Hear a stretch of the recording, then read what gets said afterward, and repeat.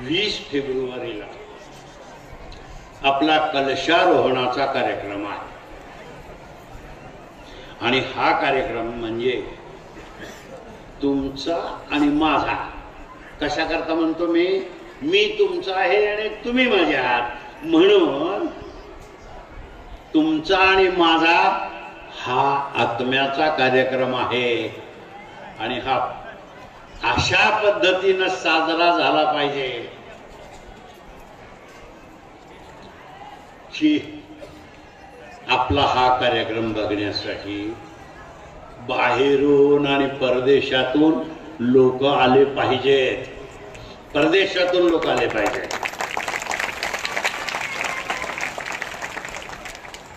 आता हा कलश तांब्यामध्ये केलेला आहे आणि ध्वज इतक्या उंच 85 फुटावर. अहो काही लोक अर्ध्या शिखरावर गेले आणि तिथून परत आले. अरे बापरे, म्हणलं आता आम्हाला वर जाणं होत नाही. मग आता एवढ्या 85 फुटावर सारखा ध्वज बदलायला कोण जाणार? म्हणून आपण एक नवीन युक्ती केली. कदाचित आपल्या आधी ही कोणी केलेली नसेल. तांब्याचाच ध्वज केला आणि त्याला कार पॉलिश केलं भगव्या रंगाचं. 20-25 वर्ष त्याचा कलर बी जाणार नाही आणि काहीच होणार नाही. तो जसा आला तसा कायम राहील आणि कुठूनही दिसेल. त्याच्यावर आपण दोन्ही बाजूला लाईट सोडणार आहोत, म्हणजे रात्री सुद्धा तो आपल्या धर्माची ग्वाही देत राहील.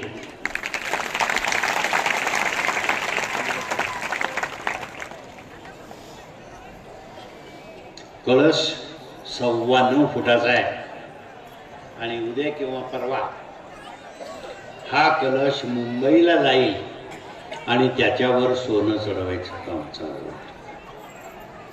सोनं चढवून तो परत आपल्याकडे येईल. मग त्याला कमीत कमी 1 महिना लागेल त्या कामाला. तर आपल्याला सर्वांना विनंती आहे की त्याच्यावर सोनं चढवायचं आहे. आपण आपल्या कुळासाठी, घरासाठी आणि आपल्या वंशासाठी त्या कळसासारखं चमकत राहावं म्हणून सोनं दान करावं. म्हणून ज्याला जेवढं देणं शक्य असेल त्यांनी तेवढं सुवर्णदान करावं. एक तर माझ्याकडे आणून द्यावं, नसेल तर इथे कलश, खाली तांब्या, वरी पानं आणि त्याच्यावर नारळ इथं बैठकीत आहे त्याच्यामध्ये आणून टाकावं. त्याच्यानंतर 19 तारखेला, 20 तारखेला तो कलश वर बसेल, पण 19 तारखेला कलशाची मिरवणूक असेल आणि ही मिरवणूक अशी असेल की आपल्या डोळ्याचं पारणं फेडेल. हत्तीवर कलश असेल माझ्या कल्पनेप्रमाणे. आता प्रत्यक्षात काय होते माहित नाही. पुढे ते काय आपलं काय म्हणतात, सनईचा उघडा, पुढे सनईचा उघडा असेल, त्याच्या पाठीमागं हत्ती असेल, हत्तीवर कलश असेल, कलशाच्या दोन्ही बाजूला 5-5 घोडे स्वार असतील, भगवे झेंडे घेतलेले. त्याच्या पाठीमागे रथ असेल आणि तो रथ मंदिराचाच असेल, आता भाड्यानं फेड्यानं नाही.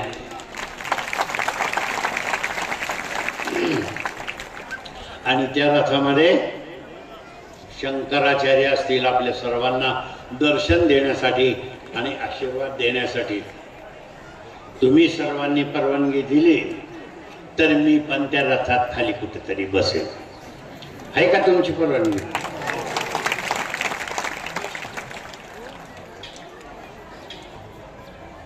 त्याच्या पाठीमागे पालखी असेल आपली, आणि दत्त महाराज पालखीमध्ये तुम्हाला सगळ्याला सांगतील, बाबांनो हाच कळस माझ्या मंदिराला बसणार आहे, तुम्ही सगळेजण या, निमंत्रण देतील तुम्हाला.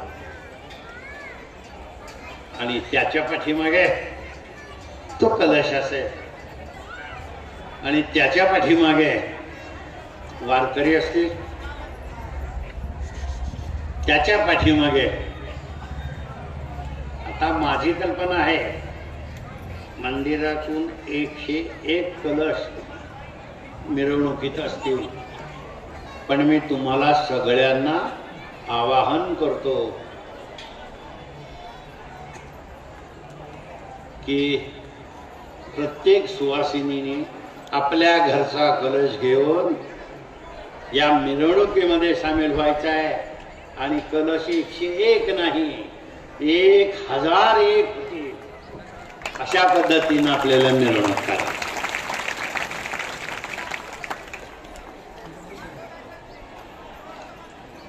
आणि मग त्याच्या पाठीमागं तुम्ही बघतच राहावे असे देखावे असतील, खूप देखावे असतील.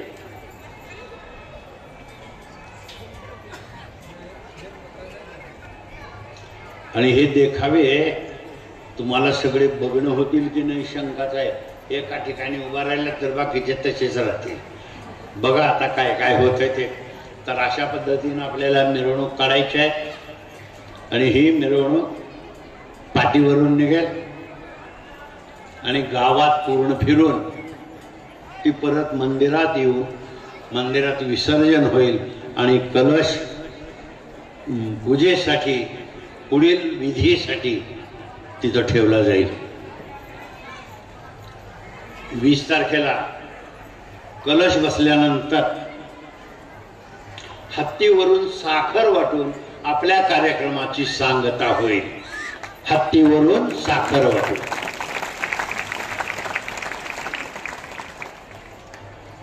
आणि महाप्रसाद तर सगळ्यांच्यासाठी आहेच. 19 आणि 20 तारखेला मिरवणुकीवर हेलिकॉप्टर पुष्पवृष्टी करेल. आणि 20 तारखेला कलश बसल्यानंतर त्या कलशावर पुष्पवृष्टी करेल. तेव्हा एकंदरीत आपला कलशारोहणाचा कार्यक्रम अशा पद्धतीचा आहे. आपण सर्वांनी आपल्या डोळ्यानं बघून त्याचं कारण फेडावं आणि प्रत्यक्ष त्याच्यात सहभागी होऊन आपल्या आयुष्यात कृतकृत्य झाल्याचं अनुभव करावा, एवढी माझी आपणा सर्वांना विनंती आहे. आणखी एक माझं आवाहन आहे, विनंती आहे. आणि विशेष करून ते गावातल्या लोकांना. गावातले लोक पुष्कळ, कोणी मुंबईला आहेत, पुण्याला आहेत, कोणी दिल्लीला आहेत, कलकत्त्याला आहेत, सगळीकडे आहेत. आणि माझी त्यांना विनंती आहे की आता ही दत्त जयंती आपला ग्रामोत्सव म्हणून प्रत्येकाने या कालावधीमध्ये रजा टाकावी आणि या उत्सवासाठी येऊन या उत्सवाची धुरा सांभाळावी, अशी माझी त्यांना विनंती. आता एरवी असाही तसाही माझं वय झालंय. आज जरा आवाज खणखणीत वाटायला लागला असेल तुम्हाला. असाही तसाही वय झालेलं आहे. तुम्हाला ही परंपरा पुढं चालवायची आहे.